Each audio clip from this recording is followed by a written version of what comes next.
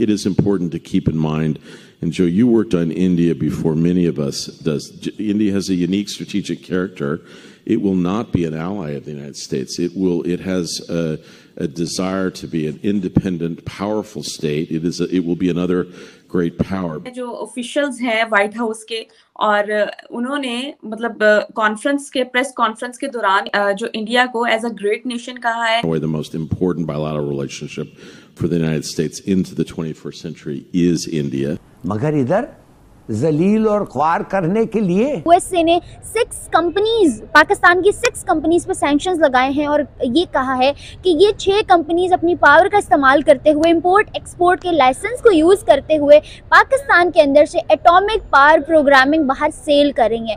तो ये जो प्रेशर इनके दरमियान नहीं है, ये प्रेशर जो आ रहा है बाहर से. अर्ज़ पाकिस्तान को एक और इन्वर्टेड कॉमास में एजाज हासिल हुआ है. पाकिस्तानी पासपोर्ट दुनिया का चौथा हकीर तरीन या कमजोर तरीन पासपोर्ट बन गया. वो कहते हैं शेमलेस को शेम नहीं होता ना, shameful. How can you do. ने जो इंडिया को एज अ ग्रेट नेशन कहा है और कहा है कि बहुत अच्छी नेशन है. और आपको पता है जो ऑफिशियल्स हैं व्हाइट हाउस के और उन्होंने मतलब कॉन्फ्रेंस के प्रेस कॉन्फ्रेंस के दौरान में इंडियन वीज़ास के हवाले से जो प्रॉब्लम्स आ रही थी उसके सोल्यूशन के हवाले से उन्होंने प्रेस कॉन्फ्रेंस की. और उसके अलावा इन्होंने इंडिया की बहुत ज़्यादा जो टाइज थी इंडिया और यूएस की रिलेशन के हवाले से बहुत ज़्यादा स्ट्रॉन्ग टाइज बताई. सर आप क्या समझेंगे कि इंडिया का यूएस के साथ इतना गहरा रिलेशन होता जा रहा है.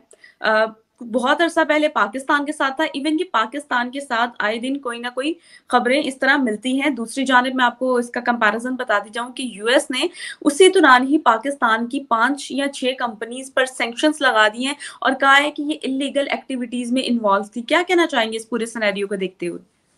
भैया सबसे पहले तो मैं समझता हूँ कि अब वो टाइम गुजर चुका है कि आप अब अपने पाकिस्तान का भारत के साथ कंपैरिजन करें. वो बहुत टाइम गुजर चुका है. आपको इतने ज्यादा करप्शन में डूब चुके हैं पिछले 75 सालों में और आपने अपने मुल्क की जो इकोनॉमी और हर चीज के अंदर जो तबाही फेरी है उसका तो मैं उसका थोड़ा सा कंपैरिजन बताता हूँ. आज आपके जो फॉरेन रिजर्व है 6.56 के करीब बिलियन के करीब. उनके जो है इस वक्त 560 बिलियन उनका फॉरेन रिजर्व है. उसके बाद उनके आईआईटी को देखें, उनके जो उनके इंस्टीट्यूशंस देखें. आप आज देखें तो आज आपके बच्चे सीएसएस भी करते हैं करप्शन के लिए, आर्मी में भी जाते हैं तो करप्शन के लिए, जुडिशरी में जाते हैं तब भी करप्शन के लिए. तो जब आपका बल्कि मैं इससे भी ज्यादा ये कहूंगा रफिया, इस वक्त पाकिस्तान में शरीफ आदमी को कोई अपनी बच्ची का रिश्ता तक नहीं देता. आपने कल्चर को इतना चेंज कर दिया है, आपने करप्शन को इतना आपके बोन मैरो में घुस चुकी है करप्शन. उसमें भारत के साथ आपका कंपैरिजन नहीं हो सकता. दूसरा, उनके मार्शल लॉ देखें, उनके अंदर मिलिट्री इंटरवेंशन नहीं हुई. जब अगले दिन बाजवा साहब और मुसलसल आसिम नसीर साहब के खिलाफ जो साजिशें हो रही थी तो मैंने इस दौरान भारत के साथ कंपैरिजन करने की कोशिश की कि वहां पे आर्मी चीफ की एक्सटेंशंस की क्या हिस्ट्री मौजूद है. तो वहां पे आज देखें आप किसी इंडियन से पूछें आपके भारतीय चीफ का नाम क्या है तो किसी को नहीं पता. आपने 7 महीने खुल के कैंपेन की है, सिर्फ झगड़ा नहीं किया. लोग कहते थे मार्शल लॉ लगने वाला था. मेरे नजर में तो आप मार्शल लॉ में रह रहे हैं. You have martial law. आपके जजेस जो है जुडिशरी वो आपकी एस्टेब्लिशमेंट मैनेज करती है. आपका पीआईए उड़ाती है तो आपका एयर मार्शल उड़ाता है. आपका वापडा चलाता है तो आर्मी चलाती है. आप हर शहर जो है वो बैरियर और डिफेंस बन चुका है. आपने अगर 6 साल के अंदर बाजवा साहब के पीरियड में 5 प्राइम मिनिस्टर गुजरे हैं. बाजवा साहब का अगर शेड्यूल देखें तो मेरे ख्याल उनके पास टाइम ही मौजूद नहीं था कि वो बॉर्डर पे तवज्जो देते, क्योंकि वो सारी सियासत को मैनेज करते रहे. तो दर हकीकत आपका इस वक्त कंपैरिजन अब तो अफगानिस्तान से भी करना, अफगानिस्तान के साथ ज्यादती है. अब तो तालिबान भी जिहाद छोड़ गए हैं जिसकी ट्रेनिंग आपको इमरान खान साहब ने दे दी है. आपकी इस वक्त अगर मिसाल दी जा सकती है तो सोमालिया और कांगो की दी जा सकती है, क्योंकि इस वक्त अफगानी करेंसी भी वो पाकिस्तान से बेहतर है. और दूसरा, आज आपने कभी मुझे करेक्ट करें अगर आप कि सारे क्राइसिस में आपको सैलाब ज़दगान की भी बात कहीं से नजर आती है? कोई इस पे नहीं पूछ रहे. 4 करोड़ लोग इस वक्त खुले आसमान के नीचे हैं और आप उनका नाम भी नहीं लेना चाहते. इवन कि मीडिया भी कवरेज नहीं कर रहा. मीडिया भी इस पे कोई कवरेज नहीं कर रहा. नहीं देखे, उनको तो खैर करनी ही नहीं चाहिए, उनका तो मसला नहीं है ये। आपके इस वक्त दोनों बॉर्डर जो है, एक बॉर्डर पे भारत की आर्मी और भारत के डिफेंस मिनिस्टर साहब आपको मुसलसल कह रहे हैं कि हमने पाकिस्तान ऑक्युपाइड कश्मीर लेना है। टीटीपी ने आपके अंदर घुस के आपके फौजियों के सिपाहियों के सर उतार के साथ लेके जा रहे हैं, लेकिन किसी के माथे पे बल देखा है आपने?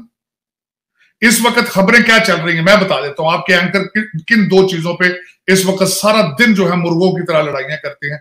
एक खबर आपकी ये है कि वो पीरनी साहबा की ऑडियो निकल आई है आपके जुल्फी बुखारी के साथ।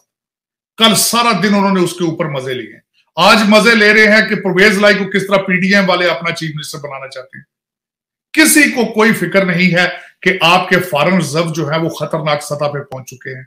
किसी को कोई खबर नहीं है कि आपका पाक ऑक्युपाइड कश्मीर जो है वो लेना चाहते हैं। परसों अफगानिस्तान के अंदर काबुल में उन्होंने एक ग्लोब नक्शा बनाया अमेरिका का अफगानिस्तान, तो उन्होंने अटक तक का एरिया अपने अंदर कर लिया। अगर एक साइड से पाकिस्तान ऑक्युपाइड कश्मीर वो ले लेते हैं आपका जेलम तक, गुजरात तक, दूसरी साइड अटक तक अगर वो ले लेते हैं, पीछे आपके क्या बचेगा? दरम्यान को बचती चीज। ये यूएसए ने 6 कंपनीज, पाकिस्तान की 6 कंपनीज पर सैंक्शंस लगाए हैं और ये कहा है कि ये 6 कंपनीज अपनी पावर का इस्तेमाल करते हुए इंपोर्ट एक्सपोर्ट के लाइसेंस को यूज करते हुए पाकिस्तान के अंदर से एटॉमिक पावर प्रोग्रामिंग बाहर सेल करेंगे।